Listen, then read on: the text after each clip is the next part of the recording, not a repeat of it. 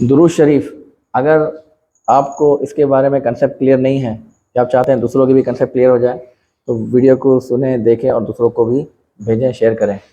درود کا مطلب ہے رحمت، اور یہ واحد سنگل وہ کام ہے جو ہمارے لیے عبادت ہے، اور اس کام کو کرنے والا خود اللہ عز و جل ہے۔ اللہ تعالیٰ قرآن مجید میں ارشاد فرماتا ہے ان اللہ و ملائکتہ یصلون علی النبی، بے شک اللہ اور اس کے فرشتے نبی پر درود بھیجتے ہیں۔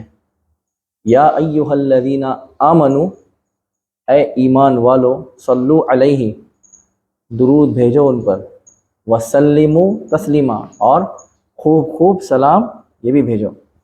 بندوں کا درود بھیجنا کیا ہے کہ ہم لوگ اللہ تعالیٰ سے دعا کرتے ہیں، یا اللہ تو ہمارے پیارے آقا صلی اللہ تعالیٰ علیہ وسلم پر درود بھیج، یعنی رحمتوں کا نزول فرما۔ یہ ہماری طرف سے دعا ہے اللہ کی بارگاہ میں، اور اللہ تعالیٰ ہی رحمتوں کا نزول کرنے والا ہے۔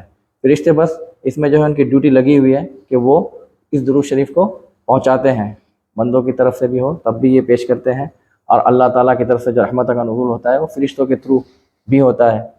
اللہ تعالیٰ ہمیں اپنے پیارے حبیب صلی اللہ تعالیٰ علیہ وسلم پر خوب خوب خوب درود شریف پڑھنے کی توفیق رفیق عطا فرمائے۔